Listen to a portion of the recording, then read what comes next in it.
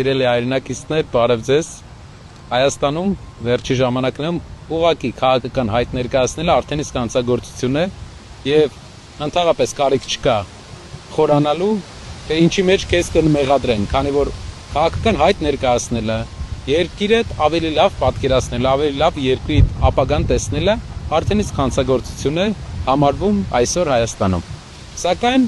սա հենց այն որոշիչ բանն է, քննությունն է, որը տարանջատում է այն մարդկանց, ովքեր պատրաստ են գնալ այդ բարդությունների եւ այն մարդկանց, ովքեր ամեն բարդությունից խուսափում են։ Մենք պատրաստ ենք այդ բարդությունների, միշտ պատրաստ ենք եղել եւ հիմա էլ ենք պատրաստ եւ մի անգամ ասել եմ, մեկ անգամ էլ կասեմ, ավելի մեծ պատիվ է մեր պայքարի համար գտնվել ճաղերի այն կողմում, քան այս կողմում։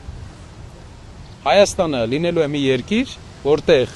այլևս քաղաքական հետապնդումը քրեական գործեր չեն ծառայելու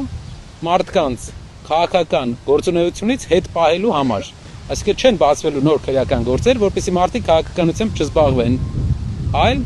ուժային կառույցները աշխատելու են, որպեսզի երկրում ամեն օր չլինի սպանություն, որպեսզի երկրում լինի իրական օրինականություն եւ երկիրը վերադարձնի իր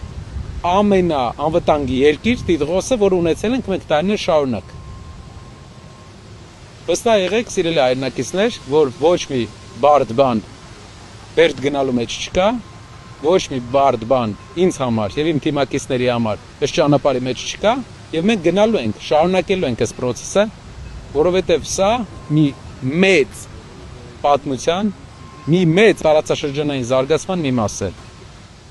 որի հիմնական նպատակները լրիվ այլ են։